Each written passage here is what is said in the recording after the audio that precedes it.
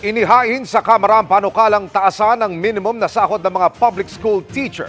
Kung may sa batas ang House Bill 9920 ng ACT Teachers Party List, itataas sa 50,000 pesos ang pinakamaliit na sahod para sa mga public school teacher, katumbas ng salary grade 15. Sa ngayon kasi salary grade 11 o 27,000 pesos ang buwanang sahod ng entry-level teachers sa public schools. Giit ng ACT, hindi yan sapat para sa pangailangan ng pamilyang may 5 miyembro.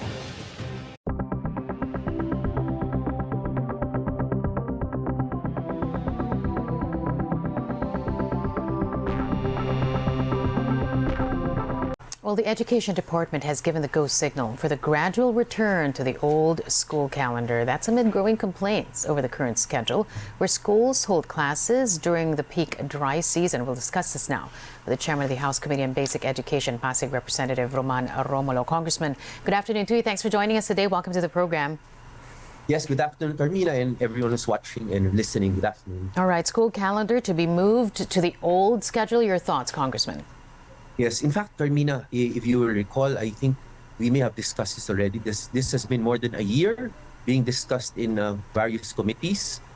During that time, we asked the Department of Education if they could conduct their own consultations and studies. And now, about 2 weeks ago or 3 weeks ago, they came back to us telling us that they will now be announcing that they will move towards reverting to the old calendar, academic calendar. To be honest, Carmina, I think even in our own districts, when you go back, that is the concern really of parents is that during summertime, there is really no protection for their children. If you recall last year, what happened was there were sports fests were canceled because it was too hot.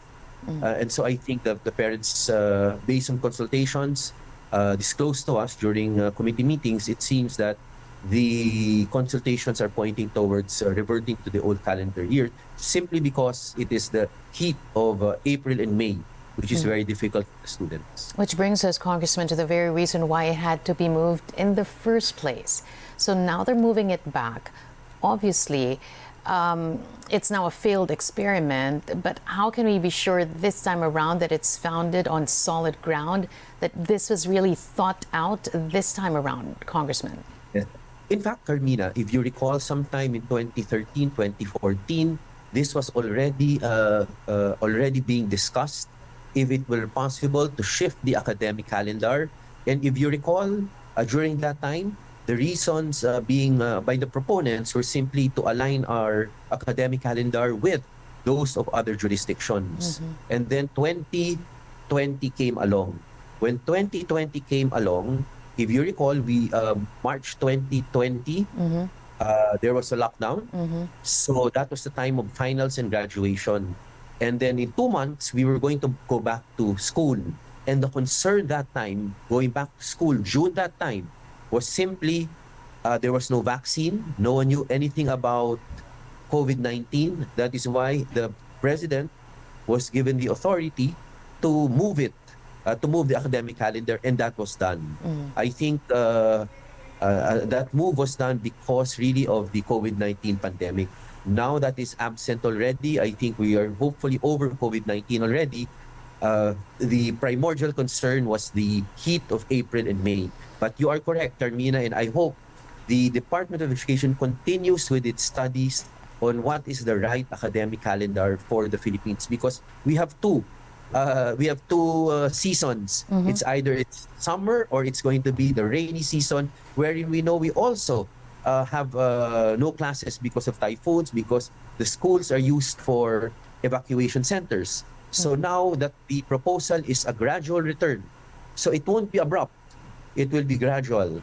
So this academic calendar will end sometime at end of May, and then it will begin again sometime end of July.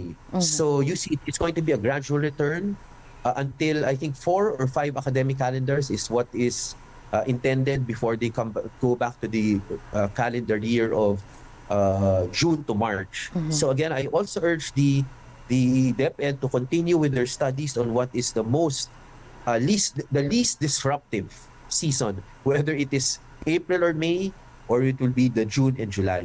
But now I think the decision based on consultations is to gradually return. Here's the thing, though, Congressman, no matter the school calendar, if the system remains the same, if classrooms are not climate-proof, not future-proof, if the education, the curriculum itself is not future-proof, will it make any difference at all, Congressman?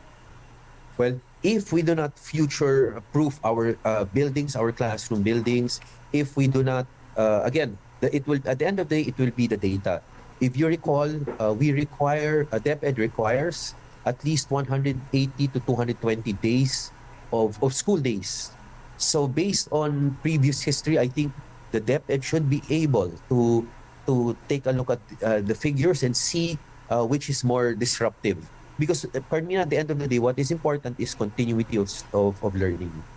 The more disruptions, that is something that must be avoided. But of course, we also must consider, Carmina, that we cannot be blind also to, again, public opinion and consultations, which at this point really most of the parents, and that's a psychological effect, most of the parents really feel that April and May is just too warm for their children to be going to work. So while it's a gradual return, let's take a look at the data, but let's move towards that because, again, the mental wellness also of our teachers, our students, and parents are very important, and that is something that should be considered.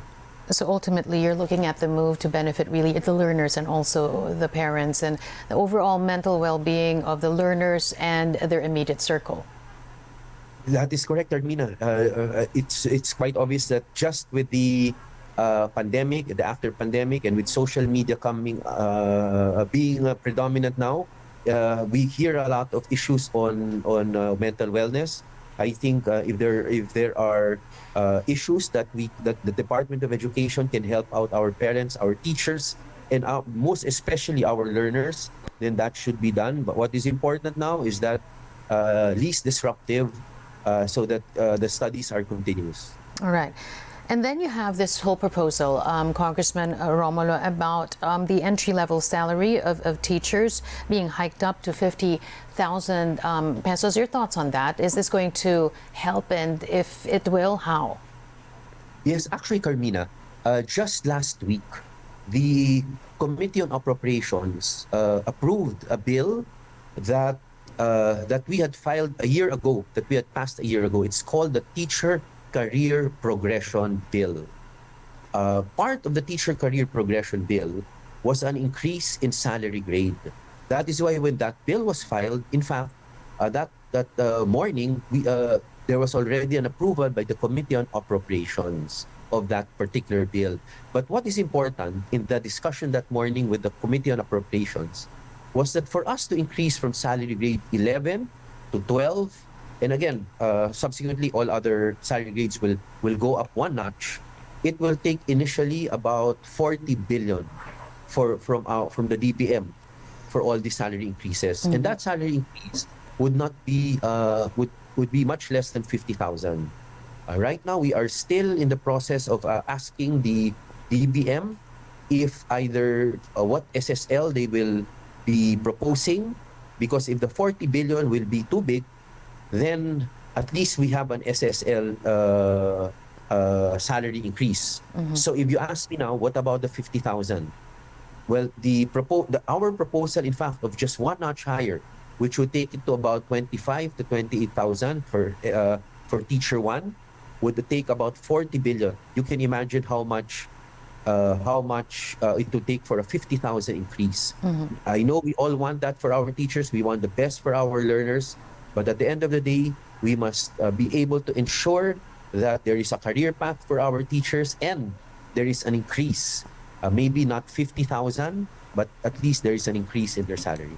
All right. And now we go into the economic provisions of the Constitution being looked at, right? And you know about this. Education, one of the sectors that they're looking at as well, opening up the education system to possibly foreign investors.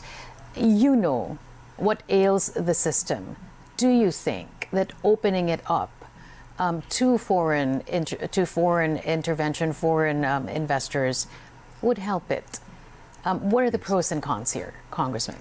Carmina, could I just give a brief background, very briefly? Year one EDCOM 2 report already came out. And under that report, one of the recommendation suggestions was really an improvement in our higher education institutions on the teacher education program. Currently, in the past 10 years, we've had about hundreds of schools which actually do not have any passers in the LET. We have a passing rate of about, on the average, less than 50%. And if that is the kind of education that we are teaching or that we have in our higher education institutions, then it makes sense to consider proposals to open up higher education institutions. But of course, that is not the sole answer. Included in that would be the fixing of many regulations to ensure that, first of all, fly-by-night schools will not come in, and those that are existing right now, local schools that are not performing well, I think should come in. So in a sense, based on if we are already going to discuss constitutional amendments, and this is one of the proposals, then it is something that we can look at, but it is not something that we should open up just to anybody. It must be with, of course, that will be in the form of regulation later on, but maybe because of the background of the teacher education programs that we have now, that maybe that is, in that sense, there may be a need to consider opening it up. Right now, while we have you with us this noon as well, I just want to get your thoughts as well on RBH 7. That's going to be talked about between and among your colleagues. What are you keenly looking out for? What do you want discussed as the discussion there progresses regarding the economic provisions being changed in the Constitution over there at the House of Representatives, Congressman? Yes. First of all, I think when those discussions begin, when we constitute ourselves as a committee on a whole, first and most important thing is that they must lay down specifically what the economic provisions are being talked about. I think not all economic provisions need to be amended. If there is a need to amend everything, the best is for us to be able to, first of all, find out for the reasons for this. Again, Carmina, I already participated in a roundtable discussion last week in Congress. We had experts from various schools and various economic experts. And of course, they always mention that in the Philippines, the number one problem is not amending the Constitution, but it is actually what they always refer to as corruption. But Carmina, this is my point. All these things cannot be discussed in a vacuum. We have a corruption is present, first because it's inefficient. Right now, the system is inefficient. It is inefficient probably because there is no competition. And that is the things that I want to find out. If opening it up would really promote genuine competition, thereby leading to efficiency. Because as long as there's no efficiency, there's no competition, there's no efficiency, then corruption will always be there. That is the way I see it. That is why we cannot discuss these things in a vacuum. It really must be discussed as a whole. All right, we're looking forward to all the discussion that's going to happen there at the House of Representatives. Pasig Representative Congressman Roman Romulo there joining us this noon. Thanks again for taking our Zoom call. Take care. Thank you, Carmina.